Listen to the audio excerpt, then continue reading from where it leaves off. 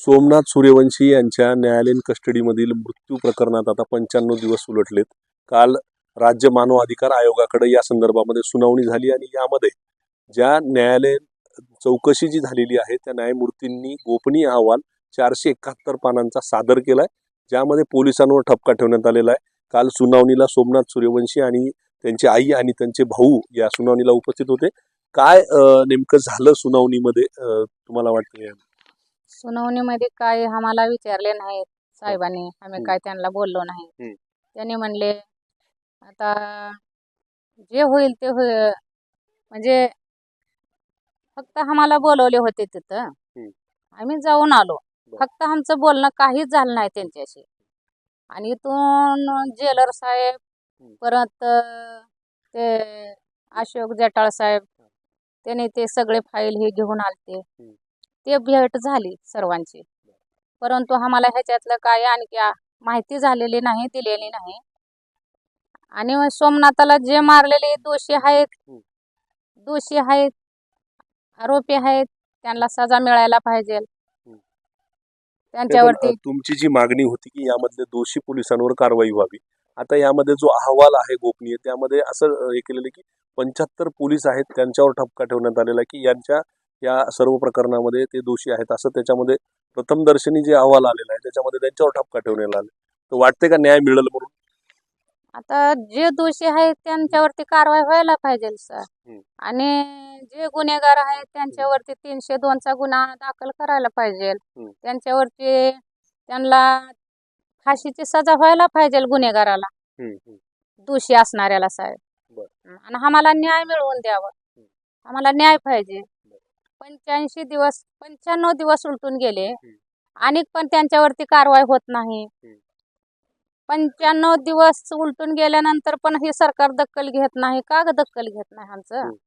का त्यांना जे गुन्हेगारी आहेत त्यांना सजा द्या तुम्ही, आणि जे दोषी आहेत त्यांच्यावरती कारवाई करा. तुम्ही होते काल सुनावणीच्या दरम्यान, काय वाटतं एकूण जो अहवाल तिथं गोपनीय अहवाल मानव अधिकार आयोगाकडे समोर आलेला आहे त्यामध्ये पोलिसांवर ठपका ठेवला, काय वाटतं तुम्ही या अहवालामुळे कुठंतरी एक न्याय मिळाल्याची भावना आहे? हो सर, आता सुरुवातीपासूनच पाहत आलोय आपण की न्यायालय हे सर्वात मोठं जे आहे आणि न्याय देण्याचं काम करतो. एक न्याय देवता म्हणून न्यायालयाकडे पाहिलं जातं. आणि आमचा पूर्णपणे न्यायालयावरती विश्वास आहे आणि मानवी आयोगाने देखील आमची दखल घेतलेली आहे आणि इथून पुढे ते पण कारवाई करतील. कारण 95 दिवस झालेले आहेत, अजून कसल्याही प्रकारचं गुन्हेगारावरती कारवाई झालेली नाही. लवकरात लवकर गुन्हेगारावरती कारवाई झाली पाहिजे आणि जे गुन्हेगार आहेत त्यांना कठोरात कठोर फाशीची शिक्षा दिली पाहिजे आणि 302 चा त्यांच्यावरती गुन्हा दाखल केलं पाहिजे. काल सुनावणी दरम्यान काही चर्चा झाली का तिथं? सुनावणीमध्ये नेमकं पोलिसांची भूमिका त्यांनी काही मांडली का? कारण जटाळ म्हणजे PI जटाळ होते तिथं, न्याय आपले जेलचे अधीक्षक पण होते, त्यांची तिथं काही सुनावणी दरम्यान काही झाली काही? आता सध्या कसं आहे, सर्व आता गोपनीय चालू आहे आणि गोपनीय असल्यामुळे आपल्याला काय त्याच्यात म्हणजे आपल्याला काय माहिती नाही, त्याच्यामुळे तेवढं काय म्हणजे आपण बोलू शकत नाही. जेव्हा ते आपल्या पुढे जेव्हा म्हणजे असं बोलतील तेव्हाच आपल्याला कळेल की नेमकं त्याच्यामध्ये काय आहे. सध्या तर ते न्यूजपेपरमध्ये आलेलं आहे की 70 जणांना नोटीस पाठवणार आहेत ते आणि 70 जणांवरती ठपका ठेवलेला आहे. आणि त्याच्यामध्ये आता जे गुन्हेगार जे आहेत त्यांच्यावरती कारवाई करून त्यांना कठोरात कठोर त्यांना शिक्षा दिली पाहिजे. आणि दुसरी गोष्ट म्हणजे माझ्या भावाचा जो पोस्टमॉर्टम रिपोर्ट आहे, म्हणजे औरंगाबादचा घाटे फॉरेन्सिक लॅबमधला, सोमनाथ सूर्यवंशी याचा मृत्यू झालेला आहे. सोमनाथ सूर्यवंशीचा पोलीस कोठडीमध्ये खून केलेला आहे, सोमनाथ सूर्यवंशीचा हत्या केलेली आहे, हे पूर्णपणे रिपोर्टमधून सिद्ध झालेलं आहे.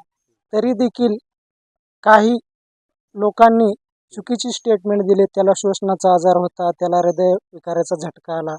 ज्या लोकांनी हे खोटे रिपोर्ट तयार केलेले आहेत, सत्य रिपोर्ट असून देखील, तरी देखील त्या डॉक्टरांचे खोटे रिपोर्ट चेक केले पाहिजे. कारण आमच्याकडे फॉरेन्सिक रिपोर्ट आहे, कारण त्याच्यात स्पष्टपणे दिलेलं आहे की केवळ आणि केवळ मारहाणीमुळेच, शॉक फॉर मल्टिपल इंजुरीमुळेच सोमनाथचा हत्या झालेली आहे. जे हत्यारे आहेत, जे गुन्हेगार आहेत, त्यांना कठोरातली कठोर शिक्षा झाली पाहिजे व त्यांना फाशीची शिक्षा दिली पाहिजे, एवढी आमची मागणी आहे. तुम्ही नेमकं आता म्हणजे पोलिसांवर ठपका ठेवलेला आहे, मात्र तुमची शेवटची मागणी काय असणार आहे शेवट? मारहाणीमुळे ह्याचा मृत्यू झाला म्हणून मला जे गुन्हेगारी आहेत, जे पोलीस ह्याच्यात दोषी आहेत, त्यांच्यावरती कारवाई झाली पाहिजे. त्यांना फाशीची सजा झाली पाहिजे सर. माझी हीच मागणी आहे सरकाराकडून. तर हे होते सोमनाथची आई आणि त्यांचे बंधू, की त्यांचं म्हणणं आहे की ही कारवाई तर होईल, मात्र जोपर्यंत दोषी पोलिसांवर गुन्हा दाखल होऊन त्यांना फाशी होत नाही तोपर्यंत आम्हाला समाधान मिळणार. कॅमेरा पर्सन विशालसह पंकज क्षीरसागर, एबीपी माझा, परभणी. एबीपी माझा, उघडा डोळे बघा नीट.